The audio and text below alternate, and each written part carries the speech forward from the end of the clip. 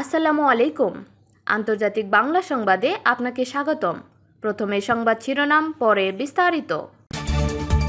ফিলিস্তিনিদের উপর ইসরায়েলের প্রজনন গণহত্যা, 188 পৃষ্ঠার প্রতিবেদনে উঠে এলো যে ভয়াবহ তথ্য।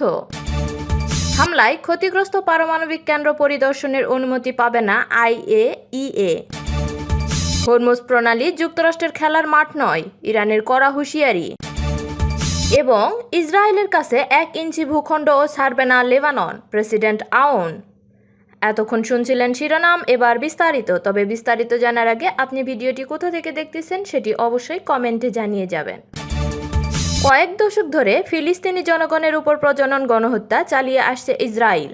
চিকিৎসা অবকাঠামো ধ্বংস, নারী ও শিশুদের হত্যা এবং পরিবেশকে এমন পর্যায়ে নামিয়ে আনা হয়েছে যার পরিগণিতে দেখা দিচ্ছে বন্ধ্যাত্ব। নতুন এক প্রতিবেদনে এসব তথ্য উঠে এসেছে।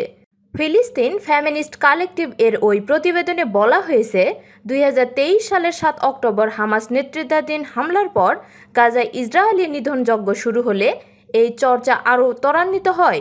ফিলিস্তিনিদের স্বাভাবিক জীবনযাত্রা অসম্ভব করে তোলাই এর মূল উদ্দেশ্য। গত সপ্তাহে ফিলিস্তিন ও ইসরায়েল বিষয়ক জাতিসংঘের শীর্ষ তদন্ত সংস্থা এই সিদ্ধান্তে পৌঁছেছে যে গাজায় হামলার প্রধান অংশ হিসাবে ইসরায়েলি বাহিনী ইচ্ছাকৃতভাবে ফিলিস্তিন শিশুদের লক্ষ্যবস্তু বানিয়েছে। জাতিসংঘের এই প্রতিবেদনে শিশুদের উপর হওয়া ক্ষতির পুরো চিত্র খতিয়ে দেখা হয়েছে। এর মাধ্যমে রয়েছে স্নাইপার ও ড্রোনের মাধ্যমে নিখুঁত গুলি, আটক অবস্থায় নির্যাতন, প্রজননগত সহিংসতা এবং স্কুল ও হাসপাতাল ধ্বংসের মতো বিষয়গুলো। জাতিসংঘের প্রতিবেদন অনুযায়ী 2023 সালে অক্টোবর থেকে ইসরায়েল 21,000-এরও বেশি ফিলিস্তিনি শিশুকে হত্যা করেছে। ধারণা করা হচ্ছে আরও 5,160 জন শিশু ধ্বংসস্তূপের নিচে চাপা পড়ে আছে। 2024 সালের অক্টোবর পর্যন্ত অন্তত 15,000 শিশু তাদের মাকে হারিয়েছে। জাতিসংঘের নথিবদ্ধ করা একটি ঘটনায় দেখা যায়, আল নাসর শিশু হাসপাতালে ইসরায়েলি বাহিনী বিদ্যুৎ সংযোগ বিচ্ছিন্ন করে দেওয়ায় 4 নবজাতকের মৃত্যু হয়। পরে বিকেল হয়ে যাওয়া লাইফ সাপোর্ট মেশিনের সঙ্গে যুক্ত অবস্থায় তাদের পচাগলা মৃতদেহ উদ্ধার করা হয়। গণহত্যার শুরুতে জাতিসংঘের হিসাবে গাজায় 50,000 অন্তঃসত্ত্বা নারী ছিলেন এবং প্রতি মাসে 5,500 শিশু জন্ম নিচ্ছিল। অনেকেরই জরুরি চিকিৎসার প্রয়োজন ছিল, যা ইসরায়েলি সামরিক বাহিনীর কারণে অসম্ভব হয়ে দাঁড়ায়।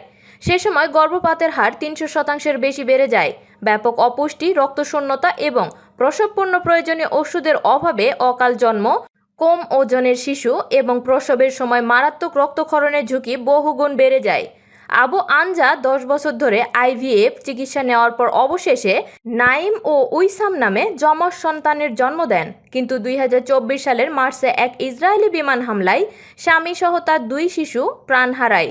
জোমানা আরাফা যমজ সন্তানের জন্ম দেওয়ার 2 দিনের মাথায় ইসরায়েলি সামরিক বাহিনীর ঘোষিত নিরাপদ মানবিক অঞ্চলে আশ্রয় নেওয়া অবস্থায় তার 2 শিশু এবং নিজ মা সহ নিহত হন।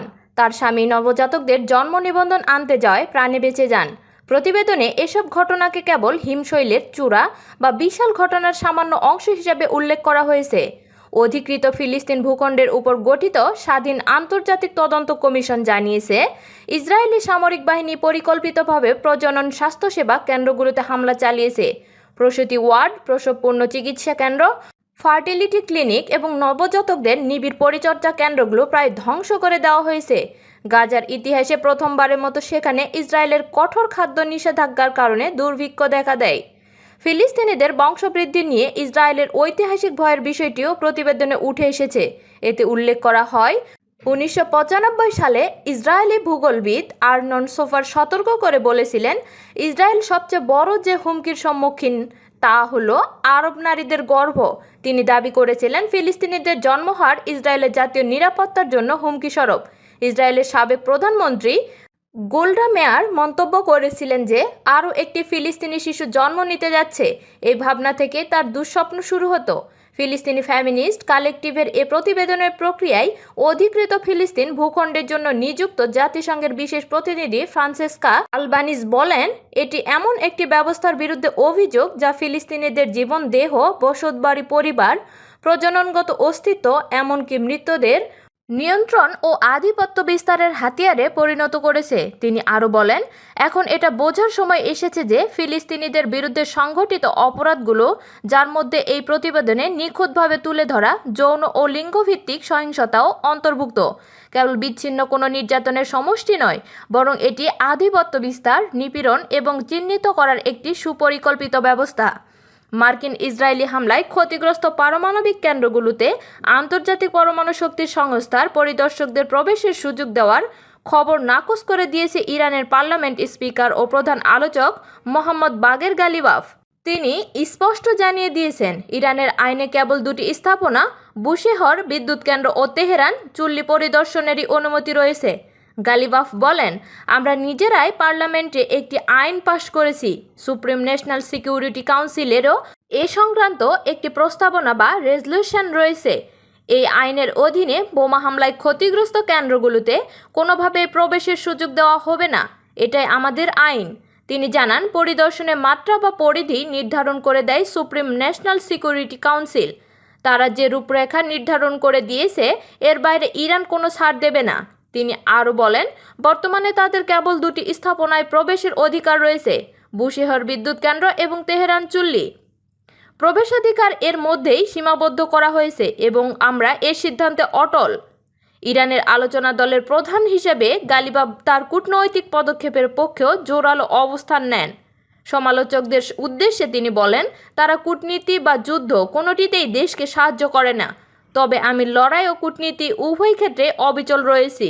তিনি আরও বলেন, আমাদের শহীদ ইমামের ইসলামী বিপ্লবের প্রয়াত নেতা আয়াতুল্লাহ সাইয়েদ আলী খামেনি রক্তের প্রতিশোধ হলো আল কুদুস মুক্ত করা, আর এজন্য আমাদের লেবাননকে রক্ষা করতে হবে।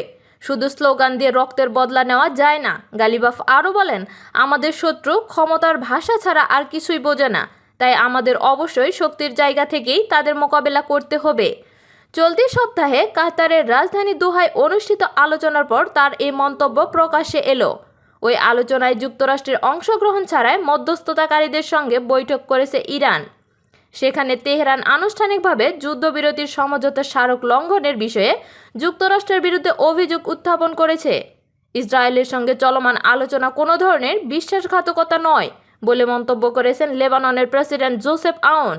একই সঙ্গে তিনি জোর দিয়ে বলেছেন, দেশের 1 ইঞ্চি ভূখণ্ডও ইসরায়েলের কাছে ছেড়ে দেওয়া হবে না। বৃহস্পতিবার লেবাননের প্রেসিডেন্টের কার্যালয়ে প্রকাশিত এক বিবৃতিতে আউন এ মন্তব্য করেন। বিবৃতিতে তিনি বলেন, লেবাননের যুদ্ধ ও বিদেশি প্রভাবের যুগ থেকে বেরিয়ে আসার সময় এসেছে। অধিকাংশ লেবানিজ এই পথে সমর্থন করেন, বিশেষ করে দক্ষিণাঞ্চলের মানুষ, যারা মর্যাদা ও নিরাপত্তার সঙ্গে বসবাসের অধিকার রাখেন। যুক্তরাষ্ট্রের মধ্যস্থতায় কয়েক মাসের আলোচনা শেষে গত সপ্তাহে ইসরায়েল ও লেবানন একটি কাঠামোগত চুক্তিতে সই করে। ট্রাম্প প্রশাসনের দাবি, এই চুক্তি দীর্ঘদিনের সংঘাত থেকে বাস্তবসম্মতভাবে বেরিয়ে আসার পথ তৈরি করবে। এই চুক্তিতে ঐতিহাসিক আখ্যা দিয়ে ইসরায়েলি প্রধানমন্ত্রী বেনিয়ামিন নেতানিয়াহু তিনি বলেন, যুক্তরাষ্ট্রের মধ্যস্থতায় ইসরায়েল ও লেবাননের মধ্যে হওয়া এই ফ্রেমওয়ার্ক সমঝোতা দুই দেশের সংঘাতের অবসানের পথে গুরুত্বপূর্ণ পদক্ষেপ। তবে লেবাননের সশস্ত্র গোষ্ঠী হিজবুল্লাহ এই চুক্তি প্রত্যাখ্যান করেছে।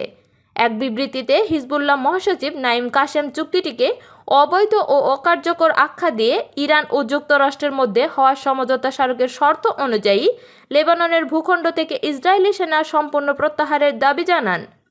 ইসরায়েলের সঙ্গে লেবানন সরকারের করা এই চুক্তি নিয়ে লেবাননে ব্যাপক সমালোচনা হচ্ছে। সমালোচকদের অভিযোগ, এই চুক্তির মাধ্যমে কার্যত ইসরায়েলকে রাষ্ট্র হিসেবে স্বীকৃতি দিয়েছে লেবানন। এই চুক্তির মাধ্যমে দেশের সার্বভৌমত্ব ও আঞ্চলিক অখণ্ডতার কিছু ছাড় দেওয়া হয়েছে বলেও অভিযোগ করেছেন অনেকেই।